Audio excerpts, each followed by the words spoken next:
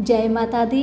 मेरे सभी प्यारे दोस्तों, मैं लक्ष्मी शर्मा बड़ों को चरण स्पर्श, छोटों को प्यार और बराबर वालों को दिल से नमस्कार करती हूँ।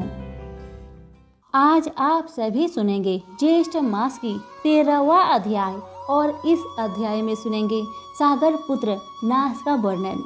स्कंद जी कहने लगे कि हे ब्राह्मणों, जब इंद्र ने यज्ञ का सब वृत्तांत विष्णु से कहा, तब भगवान विष्णु मन से ध्यान कर इंद्र से निश्चित बोले कि हे इंद्र, मुझको और समस्त शिवजी को उन लोगों ने नहीं बुलाया, इसलिए मैं तुमसे एक उपाय बताता हूँ। तुम उपाय को करो। हे सुमुद, मैं तुमको उद्देश्य करने वाली विद्या देता हूँ। तुम पवित्र होकर उस विद्या को ग्रहण करो और निर्भय होकर फिर जाकर विधि से उस विद्या का जाप करो। सावधानी से यज्ञ के घोड़े का हरण करो और उसी हरण मौन पूर्वक कपिल ऋषि के आश्रम में जाओ। सब देखकर यज्ञ के घोड़े को रखकर स्वर्ग में जाकर पूर्ववत अपना काम करो, अन्यथा यज्ञ के बल से बलाविंत होकर सबको मारेंगे। भगवान के वचन सुनकर इंद्र ने विधिवत स्नान किया और अश्वकारिणी विद्या को ग्रहण कर प्रथम मधुसूदन भगवान को प्रणाम किया और पूछा कि भगवान कपिल मुनि कहाँ पर है।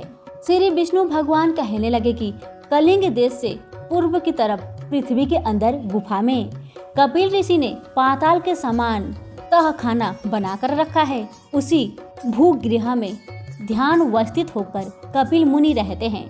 विष्णु भगवान के वचन सुनकर इंद्र यज्ञ के घोड़े के पास गए और भगवान विष्णु के उपदिष्ट विद्या का ऋषि देवता के सहित जप करते हुए यज्ञ के घोड़े को लेकर शीघ्र चले गए, परंतु वहां वार्ता किसी को कुछ मालूम नहीं हो सका।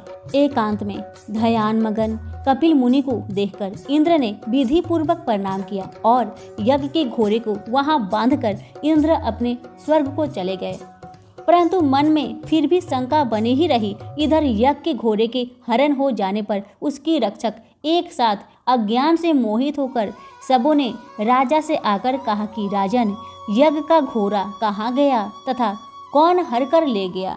सभी ने कहा, हम नहीं जानते। रक्षकों के वचन सुनकर सागर पुत्र यशव की खोज में 10 दिशाओं को गए। समस्त पृथ्वी तल के भाग को देखकर देवलोक देखने के लिए स्वर्ग आए। इसके पश्चात नक्षत्र लोग गए और इंद्र की पुरी को गए।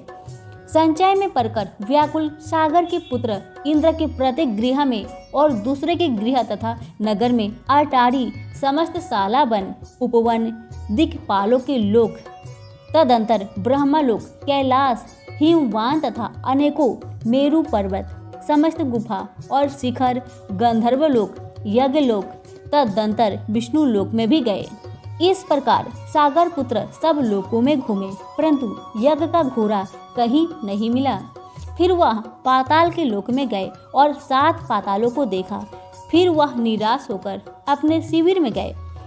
सब दुखी होकर प्राण त्यागने को तैयार हो गए और सब काल से प्रेरित होकर पृथ्वी को खोदने लगे।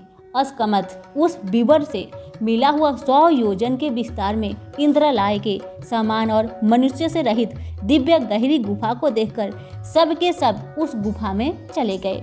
वहां जाकर कमल की रस्सी से बंधा हुआ यज्ञ के घोड़े को देखा और वहां पर ध्यान में मग्न कपिल ऋषि को भी देखा, जो कि केवल मन से ही सृष्टि संहार, साप और अनुग्रह करने वाले हैं। कपिल मुनि के प्रभाव से उन मूर्ख सागर पुत्रों ने कपिल मुनि को चोर समझकर कहा कि इसी ने घोड़ा को चुराया है और अब भय से यहाँ ध्यान लगाकर बैठ गया है। हम लोगों के भय से पृथ्वी के नीचे घर बनाकर ऋषि के समान बैठा है। इस दुष्ट को अच्छी तरह बांधकर राजा सागर के पास ले चलेंगे।